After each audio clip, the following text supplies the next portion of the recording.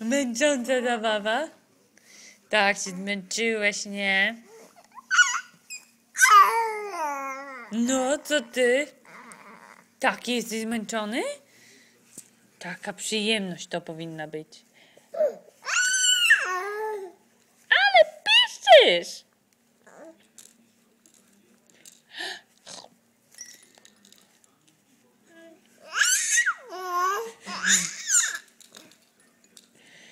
Co to ma znaczyć, co?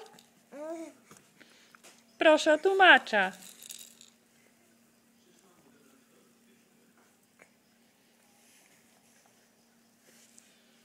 No i jeszcze raz. Gadka. Gadka szmatka do mamy.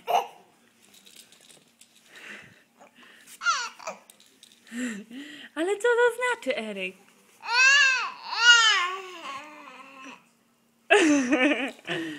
Ale ty jesteś miniasty. Miniasty, to znaczy robisz miny.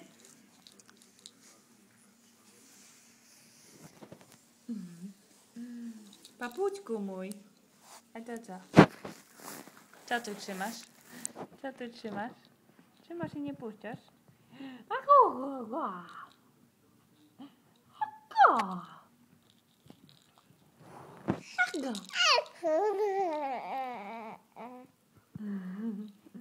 Gadatek, gadatek.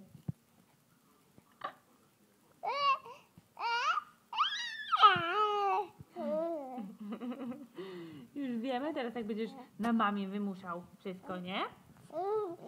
Będzie pisk. Tak, będzie pisk.